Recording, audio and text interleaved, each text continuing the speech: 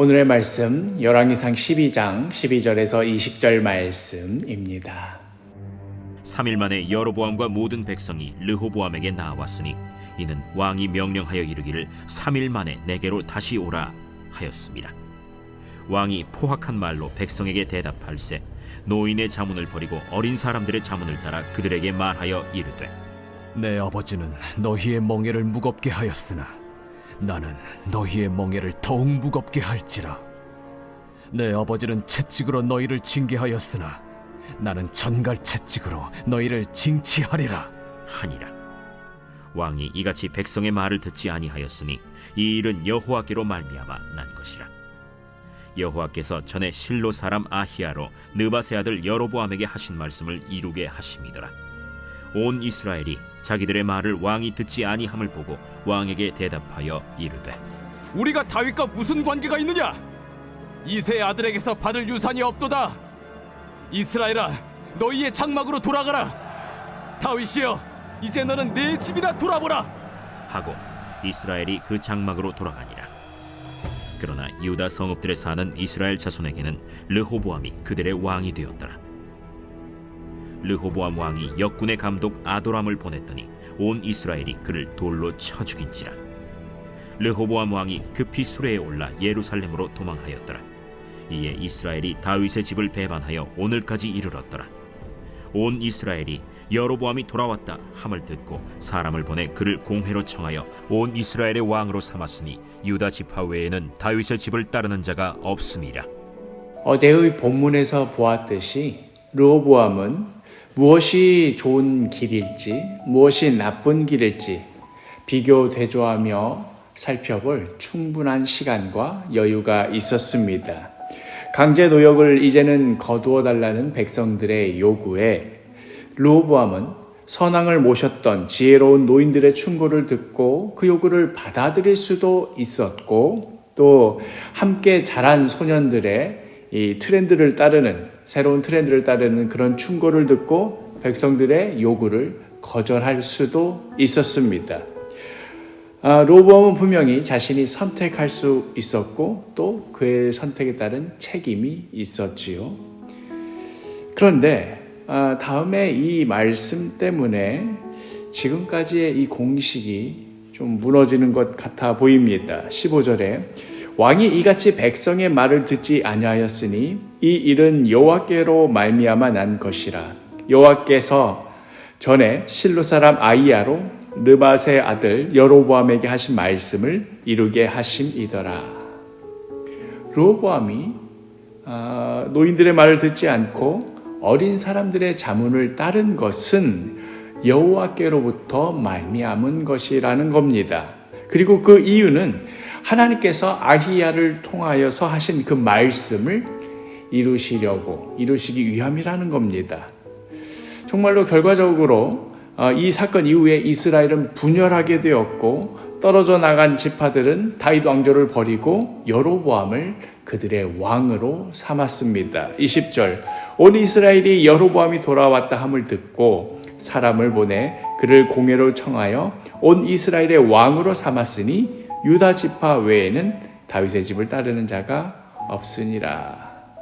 이렇게 하여 아히야가 여로보암에게 했던 그 예언이 정말로 이루어지게 되었던 것입니다.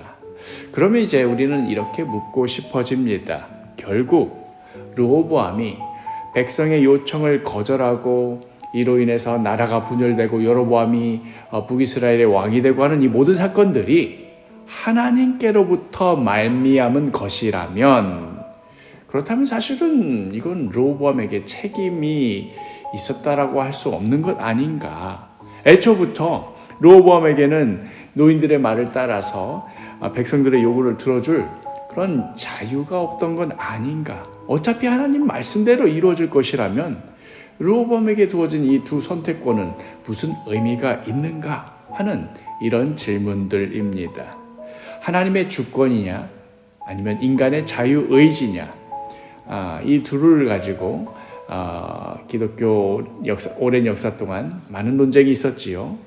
이것은 단지 신학자들이나 철학자들이 논쟁해야 되는 그런 문제만 머무르는 게 아닙니다.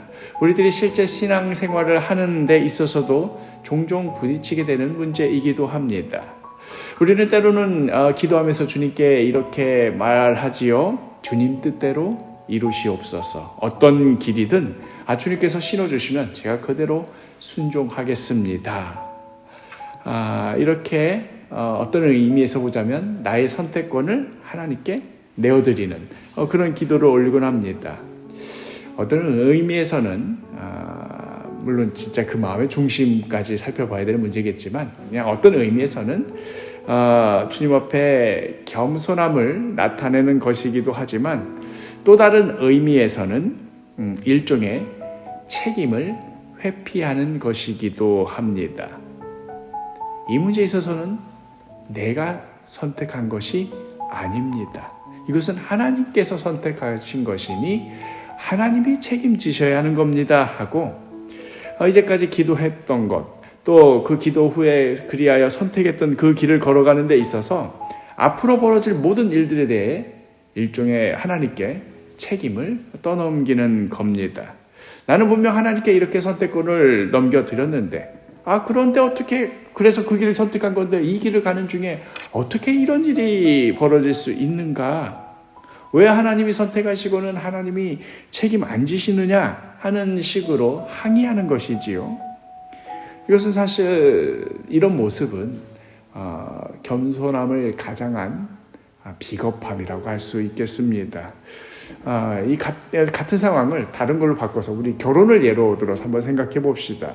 누군가 청혼을 했습니다. 그래서 그 청혼을 받은 사람이 당신이 정말 나와 결혼하고 싶다면 그렇게 하시라. 그렇게 선택권을 상대방에게 떠넘겼습니다. 그리고 나서 결혼을 했더니 막상 결혼 생활을 하니 이게 녹록치가 않습니다. 하루하루가 버겁고 넘어야 할 산들이 높습니다. 결혼식만 올리면 되는 줄 알았더니 정말로 부부가 돼서 살아간다는 것은 이건 말도 못할 일이 너무나 많은 겁니다. 그러면서 그때 하는 말이 내가 결혼하고 싶어서 그런 게 아니라 당신이 결혼하자고 해서 결혼했는데 왜 이렇게 결혼 생활이 힘들고 괴롭냐? 왜 나와 결혼하겠다는 그런 선택을 해서 나를 이렇게 힘들게 하느냐 따지는 꼴입니다. 내가 선택한 것 아니니 나에게는 책임질 것 없다 하는 그런 비겁함인 것이지요. 결혼은 한쪽이 결단해서 하는 것이 아니고 양쪽이 다 결단해야 하는 것입니다. 결단과 함께 책임도 따르는 것입니다. 어려운 일도 고된 일도 다 나의 것으로 당연히 그런 줄 알고 감당하는 것입니다. 내가 잘못 선택해서 그런 일이 당하는 것이 아니라 결혼하면 그런 일이 올 수밖에 없는 일이고 그리고 그 결단 안에 이 모든 것을 끌어안기로 한 것입니다. 마찬가지로 우리가 기도하고 또 기도하는 가운데 선택을 하고 어떠한 결단을 한다고 할 때에 이제 내 앞에 어떤 일들이 닥쳐오고 어떤 어려움이 오더라도 이것이 하나님 뜻인 줄 알고 부딪히고 버텨내고 이겨내리라 그렇게 각오를 하는 것입니다.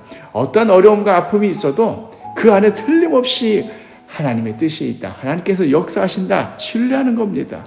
그런 의미에서 오늘의 본문 아까 읽었던 이 르호보암의 이러한 선택에도 불구하고 이것이 하나님께로부터 말미암은 것이다 하는 그 말씀 그것은 사실 우리에게 굉장한 위로가 되는 말씀입니다.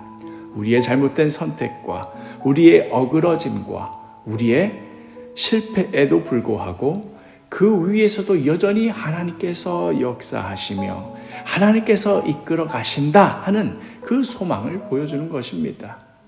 기독교의 소망이, 기독교의 핵심이 어디에 있습니까? 부활에 있는 것 아닙니까? 그런데 그 부활이 사실 따지고 보면 어떻게 비롯된 겁니까? 우리가 감히 하나님의 아들을 십자가에 매달아 죽인 데에서 비롯된 것입니다. 우리가 망칠 수 있는 최악의 것, 우리가 하나님을 대적할 수 있는 가장 용서받지 못할 그 악랄함의 끝자락, 그게 바로 십자가 아닙니까? 그런데 하나님께서는 그 자리에서조차도 생명의 역사를 만들어 가신다. 말씀하신 대로 틀림없이 그리 이루신다 하는 그 소망을 보여주신 것, 바로 이것이 부활입니다. 죽은 자를 묻는 그 무덤에 있는 그 자리에서라도 부활 기적을 일으키시는 것, 이것이 바로 하나님의 말씀대로 이루신다는 것의 소망, 그 소망의 최고의 영광인 것이지요. 그러니 오늘 하루도 우리가 어느 길을 가야 할지 고민이 되고 의심이 들 때라도 그 어느 순간에도 우리를 놓지 않으시며, 설사 우리가 실패한다 하더라도 그 실패 위에서라도, 그 아픔과 상처 위에서라도 하나님의 영광을 담으시는 그 주님 바라보시기를 바랍니다. 그리하여 오늘 하루도 이러한 복된 소망 가운데 다음 데이 살아가시는 귀한 하루가 되기를 간절히 축복합니다.